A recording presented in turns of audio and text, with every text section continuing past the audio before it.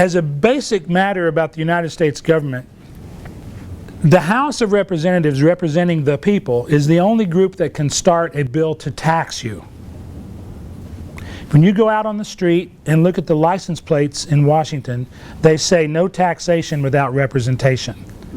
And that's because Washington, D.C. has no voting members of Congress. Still, to this day. It was set up that way in the Constitution. Lots changed since then. So Washington, D.C. residents pay federal tax and have no vote, just the way the colonies did not have a vote in England. It was not, contrary to the Tea Party, a revolution against taxes. It was a revolution against no voice. They were happy to pay their taxes if they could have voted for them. So the House is the only group that can start a tax bill. It has to go through the rest of the government. The Senate is the only group that can confirm a Supreme Court justice, an ambassador, a treaty, because the Senate is the analytical group. You don't want those things done out of passion. You want it done out of analysis and forethought. So we've set it up that one group handles the popular issues like taxation. The other group handles the intellectual issues like who's the best justice, should we have a treaty. Both houses vote on going to war. And I might make the point right here about history. There is no issue in the history of the United States that is over. Everything that we've ever debated, we are still debating. Slavery. You might think slavery is over. We are still debating whether the southern states owe reparations to the children of the slaves in those states all the way back in the 1800s. Still going on. Women's rights. We gave women the right to vote. We still have huge arguments about the rights of women and equal wages. The right to declare war. It says in the Constitution that Congress shall declare war, but most of our wars now are really carried out by the President. When the President decides to send troops to Vietnam, or troops to Iraq, or troops to Afghanistan, he sends the troops first and gets permission later. And that's how we've gotten into almost all of the wars in my lifetime, has been through a president acting and then Congress following, not the other way around.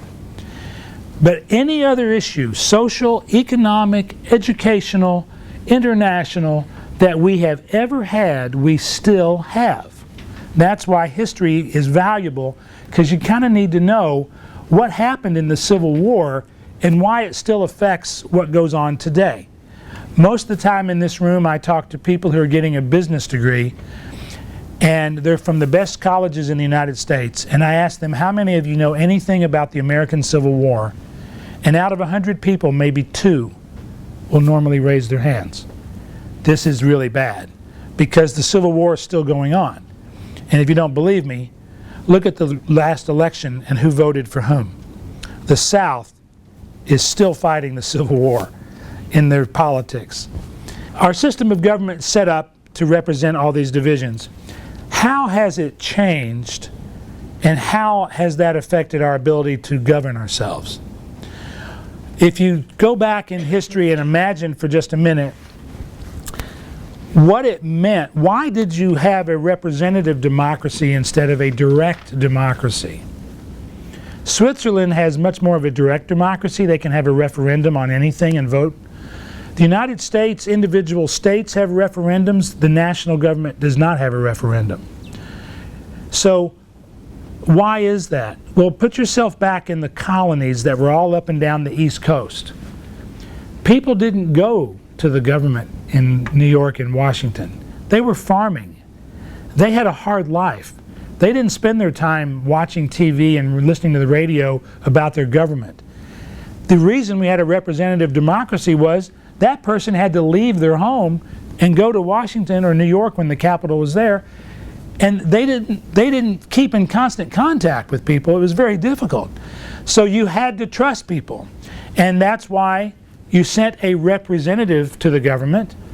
And because we thought back then that wealth meant you were wiser, you couldn't even vote if you didn't own property. in the early days of the American government. So you had to own property to vote. The state legislatures elected the senators, and the people who had property elected the representatives, and they went away and you didn't see them for a long time. And then they came back. That had a lot to recommend it.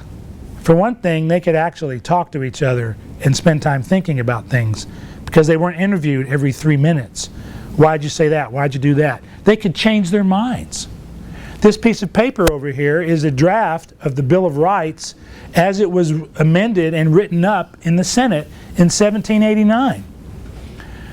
Right there in the middle of the amendment that lets you carry a gun, it says if you have religious objections, you don't have to go into the Army. Wow! Imagine if that had actually made it into the U.S. Constitution. We would have been the biggest democracy in the world that had a religious exemption to being in the Army. Unfortunately, the gun part made it in, and the conscience part didn't. Bummer. It's a technical term. So the culture of the day said representation was a good thing. How did people communicate? There were a lot of publications. Ben Franklin was writing a newspaper. People read a lot, but it was not immediate, obviously.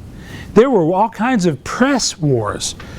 Benjamin Franklin had a huge fight with another guy in Pennsylvania over who had the best newspaper. And Franklin created an artificial person, like the girlfriend of the football player that was in the internet. He created an artificial person who told funny stories about the other paper and made fun of them. And eventually his paper became the dominant paper. Why did that matter? Because if you were the dominant paper, you could charge people to carry. You also were able to raise money because you got to run the post office. So by being the best printer in town, he became one of the richest people in town because he got paid for running the post office, a job the other printer and publisher had previously had. So communication was active but very different from what we think of today. But the four things that changed the constitutional government from 1789 to today: communication, economy, the role of international politics, and geography. Let me talk about geography first. It's one thing to have a country where all the colonies are about the same size and have about the same number of people, and they're all on the East Coast. And then we bought the Louisiana Purchase from Napoleon, and all of a sudden we owned everything to the Mississippi River. Louisiana, Florida, Kentucky, and the Arkansas where I'm from, all of this huge swath of land all of a sudden became part of the United States. There was nobody there. But they were going to, when they became states and they got let in, they had the same power in the Senate as Massachusetts and New York. And then we took over the rest of the country. Took it from the Indians, took it from the Spanish, took it from the Mexicans, and all of a sudden we go coast to coast, and on both coasts now there are all these people, and in between there aren't that many, but all the people in between have the same political power in the Senate as the people who have all the people, as the states who have all the people. What does that mean? It means that if people from states that have a couple hundred thousand or a couple million people decide they want to stop everything in the United States Senate, and 98% of the states who have the population want to do it, they can't do it. That was never really intended, because at the time of the original Senate, people actually talked and the states were fairly equal.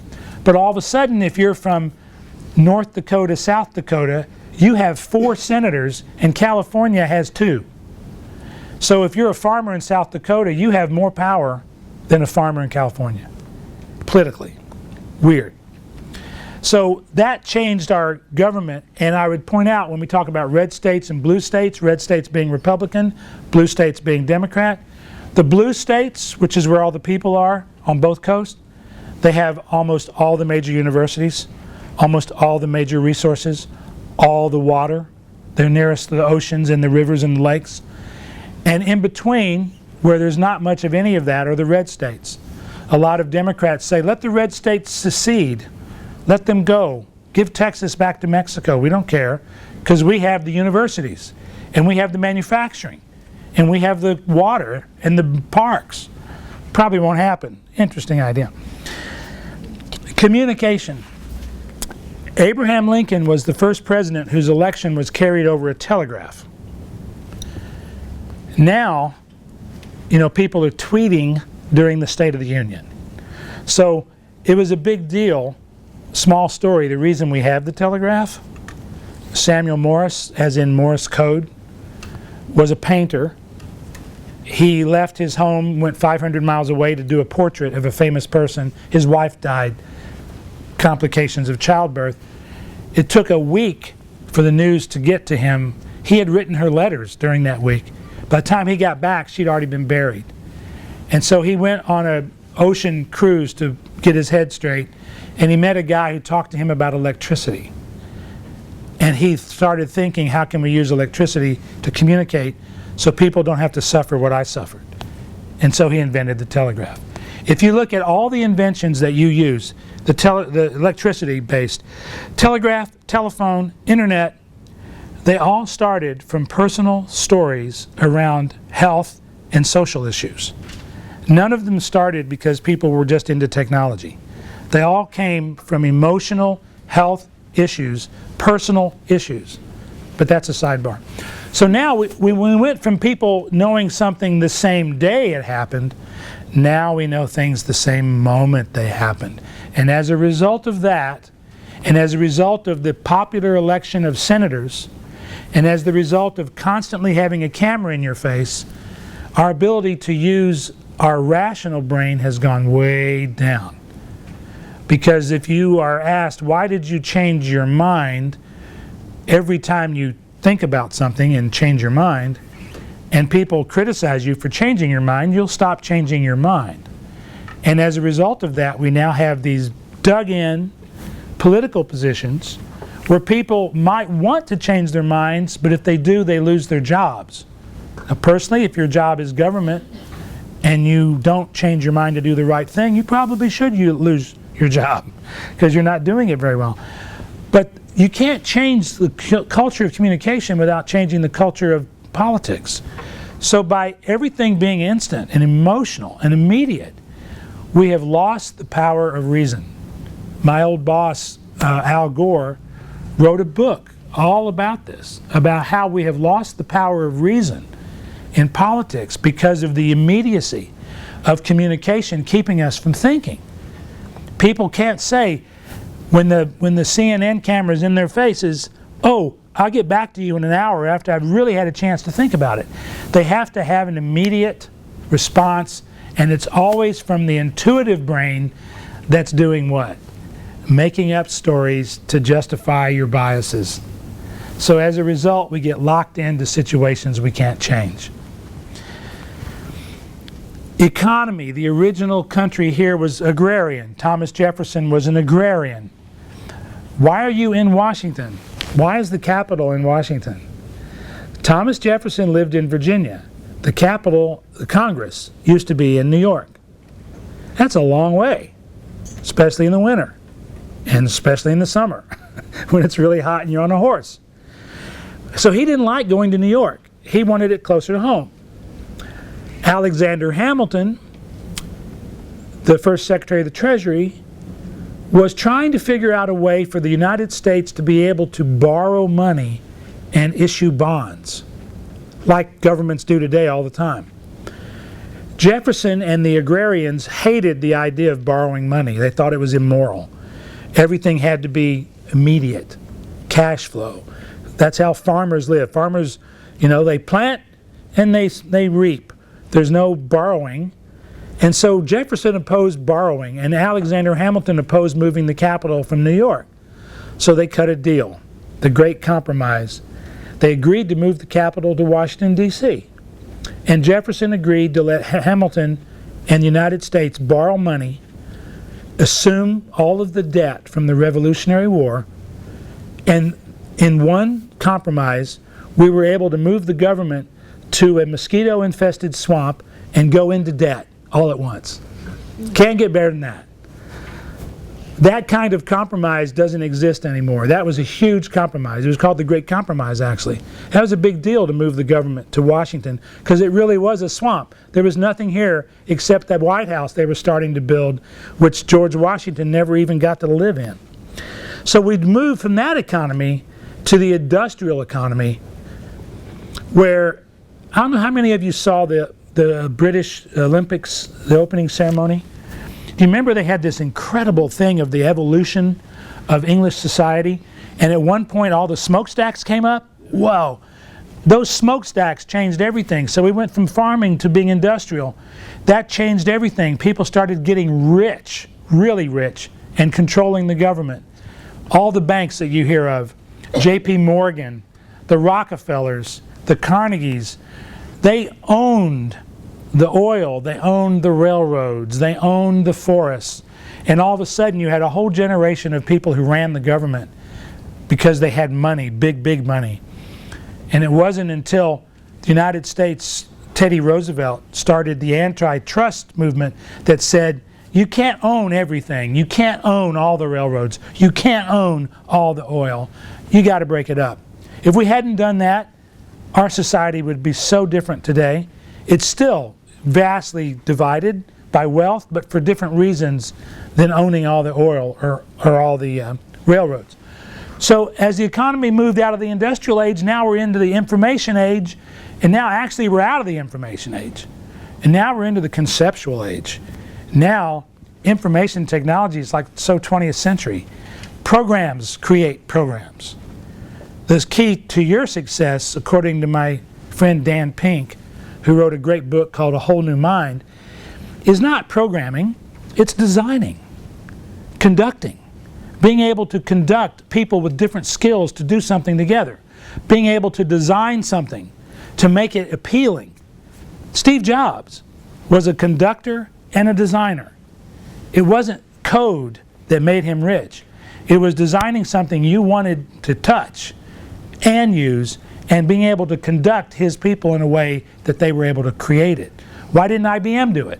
Why didn't Sony do it? Culture, culture, culture, culture. Well, all of this new economics, first it democratizes capital, by which I mean you no longer have to own a railroad or an oil well to be rich. You can actually come up with an idea, build it, sell it, call it an iPhone app, call it Facebook, call it whatever you want. Now we have made it possible for more people to have access to money and access to each other, and the government's role is just to make sure that that can happen without somebody taking it over, and to make sure the rules are fair, and that if you lie and cheat, you go to jail, and otherwise you can pretty much do what you want. Of course, finding people who lie and cheat is hard because they're lying and they're cheating, and it's really good. So finding the person who's selling you the real iPhone versus the fake one, it's like eBay. You know, the first time eBay happened, a lot of people got ripped off because people didn't ship what they said they would. That didn't last very long. And you cheat people once on eBay, everybody knows it. People stop using you. This is great. In the old days, if you ordered something through the mail, you had no idea what anybody else's experience was. Now you do. This is also part of democracy. Now, with Twitter and Facebook and LinkedIn, people can actually communicate with their government as a group. It's no longer just me writing a letter to my senator. I can get a group of people to retweet my thought to the government thousands of times. I can get people to start a group on Facebook. It changes the government.